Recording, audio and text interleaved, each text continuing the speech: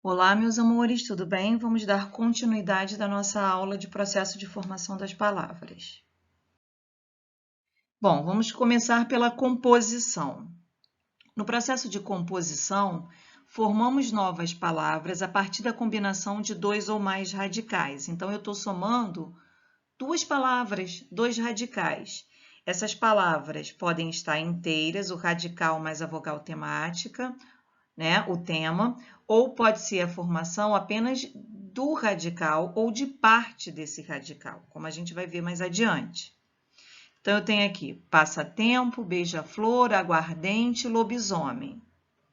Em passatempo, eu tenho passatempo, dois radicais que eu somei as palavras de uma forma inteira. Beija-flor, a mesma coisa, eu somei as duas palavras inteiras. Em beija, eu tenho o radical mais a vogal temática, o tema, e flor, o radical. Aguardente, eu tenho água ardente, e lobisomem, eu tenho lobo mais homem. Observem que tanto em aguardente como em lobisomem, eu tive algumas adaptações. Agora vamos estudar os tipos de composição. Eu tenho a composição por justaposição, que é quando eu junto duas palavras e elas não sofrem nenhum tipo de alteração, né? É a junção dessas palavras sem nenhum tipo de perda fonológica, elas conservam a sua autonomia, como é o exemplo aqui de cachorro quente, girassol. Os dois radicais permaneceram intactos. Já na composição por aglutinação, quando eu junto os dois radicais, eu tenho algum tipo de alteração fonológica, eu tenho uma perda fonética, como é o caso aqui de planalto e de embora. Planalto vem de plano, alto. Quando eu juntei, eliminou aí a vogal temática de plano. Em boa hora, eu tive várias alterações fonéticas, né? Eu perdi o A de boa, eu perdi o H de hora. Então, teve algumas alterações fonológicas na hora que eu formei embora. Isso é o que caracteriza uma composição por aglutinação. Aqui, vamos perceber a diferença entre o processo de formação de palavras derivação do processo de formação de palavras composição. Na derivação, eu vou sempre manter, de alguma forma, o sentido do radical de origem. No processo de composição, eu posso manter ou não o sentido dos radicais de origem. Vamos ver os exemplos. Em floreira, floreira pode ser a pessoa que vende a flor ou pode ser também aquele espaço onde eu planto a flor, né? Então, esse sufixo, quando foi acrescentado ao radical de flor, ele manteve o sentido do radical de flor. Em beija-flor, eu tenho dois radicais e, de alguma forma, nesses dois radicais, eu mantive o sentido, né? Beija-flor é um pássaro, mas ele foi dado esse nome porque ele beija a flor. Então, de alguma maneira, mesmo como o nome do pássaro, eu lembro o sentido tanto do verbo beijar quanto do substantivo flor. Mudinho, eu tenho diminutivo de mudo, né? Eu posso estar no sentido de mudinho, no sentido de um mudo pequeno, mas eu também posso usar esse diminutivo no sentido de intensificar. Ele é mudinho, ele é muito mudo, né? De alguma forma, eu mantive o sentido do radical de mudo. Agora, quando eu formo a palavra criado mudo, unindo dois radicais, criado mudo é o nome de um móvel, né? De uma mesinha de cabeceira. Então, criado mudo, eu perdi completamente o sentido de mudo e perdi completamente o sentido de criado. Isso é um processo de composição por justaposição em que os radicais de origem perderam os sentidos primários dos seus radicais. Tudo bem? Agora vamos para outros processos de formação de palavra. A conversão ou derivação imprópria. Na conversão, eu mudo a classe gramatical da palavra ou a subclasse dessa palavra. Vamos ver os exemplos. Eu tenho aqui, o não é uma palavra terrível. Não é um advérbio. Mas quando eu coloquei o artigo aqui, o não, toda palavra precedida de artigo vira substantivo. Então, eu deixei de ter um advérbio e passei a ter um substantivo. Isso é uma derivação imprópria ou uma conversão. Ele tem cada reação animal. Animal é um substantivo. Mas quando eu coloquei reação animal, animal está qualificando reação. Então, animal aqui passou a ser um adjetivo, já que ele foi colocado ao lado de uma base substantiva. Reação é um substantivo, animal qualificou reação. O sobrenome dela é Leite. Leite é um substantivo comum. Quando eu falei o sobrenome dela é Leite, eu passei a ter um substantivo próprio, já que virou um sobrenome, né? Então, eu passei de um substantivo comum para um substantivo próprio. Ela tem o poder de me encantar. Poder é um verbo, a gente poderia conjugar. Só que aqui, poder virou um substantivo, já que apareceu precedido por um artigo. Vamos lembrar? Toda palavra precedida de artigo é um substantivo. Isso é um processo de conversão ou de derivação imprópria. No processo que chamamos de hibridismo, formamos uma palavra nova juntando elementos de origens diferentes, elementos mórficos de origens diferentes, ou seja, de línguas diferentes. Temos aqui sociologia e bígamo. Sócio e bi vem do latim, logia e gamo vem do grego. Televisão e automóvel, tele e auto vem do grego, visão e móvel vem do latim. Burocracia, buro do francês, cracia do grego. Futebolista, futebol vem do inglês, ista vem do grego. Observem o seguinte, aqui, tanto radicais, prefixos ou sufixos, vêm de origens de palavras diferentes, de línguas diferentes, perdão, e se juntam formando uma palavra da língua portuguesa. Tudo bem? A abreviação ou redução é quando eu uso uma parte da palavra, mantendo o significado da palavra inteira. Temos como exemplo, cine, que vem de cinema, que vem de cinematografia. A gente nem mais lembra de cinematografia, mas cinema já é a redução de cinematografia. Moto, de motocicleta. Foto, de fotografia. Ninguém usa mais motocicleta ou fotografia. Eu costumo dizer que quando a gente diz motocicleta ou fotografia, a gente está denunciando a idade, né? Porque hoje o comum é falar moto e foto.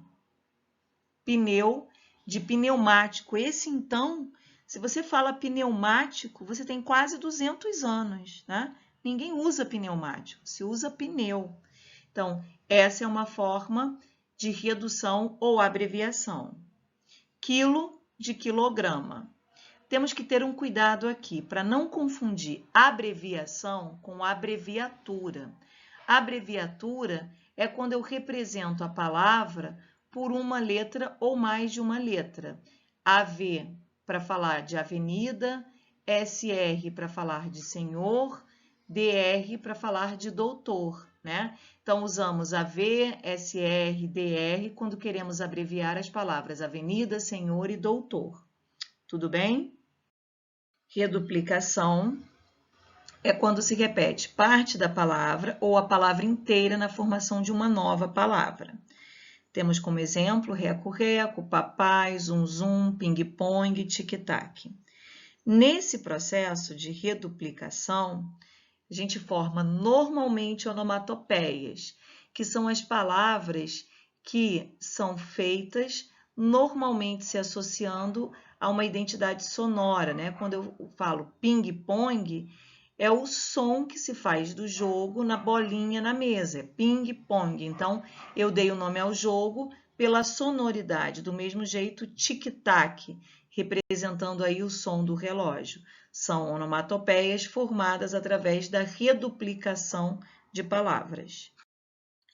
Empréstimo linguístico é quando pegamos uma palavra estrangeira e incorporamos essa palavra na língua portuguesa. É o caso de aquele modelito clean é bem chique, né? Usamos o clean e o chique do inglês e do francês na língua portuguesa e adaptamos até mesmo essas formas. Na língua portuguesa usamos várias palavras, né? Pendrive, outlet, software, chip, por aí vai. Neologismos. Eu tenho um neologismo quando eu crio uma palavra nova, eu invento uma palavra nova. Neo significa novo. Esse é um procedimento muito utilizado na literatura, principalmente no modernismo. Exemplos. Os magos janeiram dia 6, os mortos novembram dia 2. Isso está num poema de Murilo Mendes, escritor modernista da segunda fase do modernismo. Então, aqui as palavras janeiram e novembro, o que ele fez? Ele formou, a partir do substantivo, do radical do substantivo janeiro e novembro, um verbo. Ele acrescentou um sufixo verbal. Então, ele criou um neologismo a partir de uma derivação sufixal, né? Então, eu tenho um neologismo formado por derivação sufixal.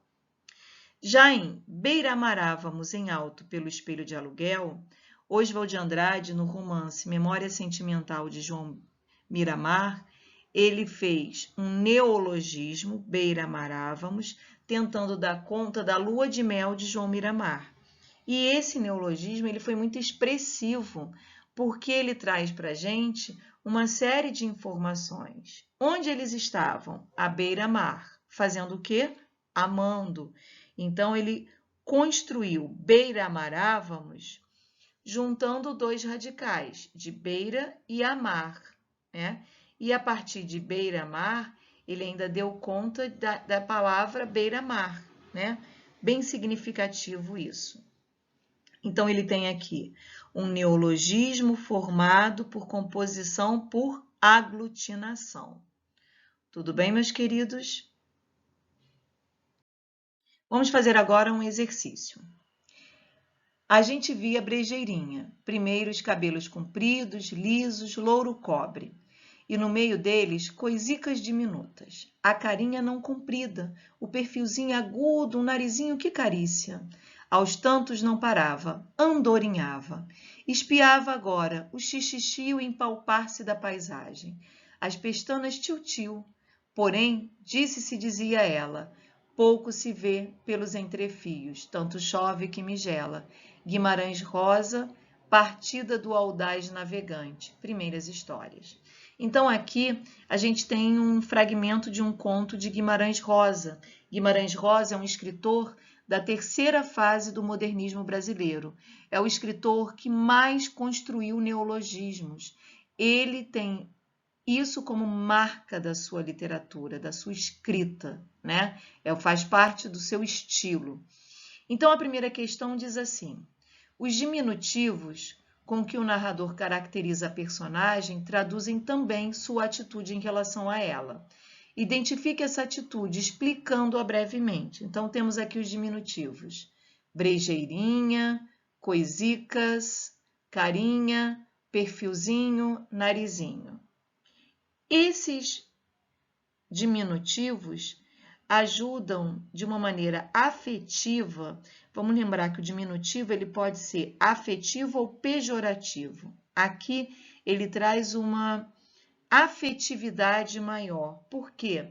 O narrador ele se aproxima dessa personagem de uma maneira muito afetiva, conseguindo entender o mundo da personagem. Vamos redigir isso de uma forma melhor. Então, ficaria assim. Há uma relação de afetividade, uma vez que o narrador personagem se aproxima discretamente de Brejeirinha, Olha a expressão agente. Com isso, ele adere ao universo infantil de sua personagem, reproduzindo seu pensamento e a maneira peculiar de a criança ver e sentir o mundo. Os diminutivos são os recursos expressivos que reforçam essa identidade do narrador-personagem, bem como traduzem uma aproximação terna, afetiva, entre ambos. Brejeirinha, nome próprio derivado do adjetivo brejeira, sugerindo a beleza despojada associada à natureza. Coisitas diminutas, carinha, perfilzinho, narizinho. Tudo bem com essa questão? Vamos agora para a questão 2. Andorinhava é a palavra criada por Guimarães Rosa. Explique o processo de formação dessa palavra. Identifique resumidamente o sentido dessa palavra no texto. Então, aqui, andorinhava vem de andorinha. Então, eu tenho o radical mais a vogal temática mais o sufixo verbal. Então, andorinhava é um neologismo, tipicamente rosiano. Andorinhava constrói-se por derivação sufixal, a gente acrescentou um sufixo. A criação do verbo a partir do substantivo instaura uma constelação de sentidos, todos eles tendentes a valorizar as ideias conjugadas de movimento e leveza, de mover-se com a graça de uma andorinha. No campo sonoro, há ainda o expressivo efeito que decorre da associação entre andar e andorinhava. Tudo bem, meus queridos? Bom, ficamos por aqui. Muito obrigada, bom estudo a vocês e continuem. Foco, né? Lembrem-se que nesse momento precisamos ter foco.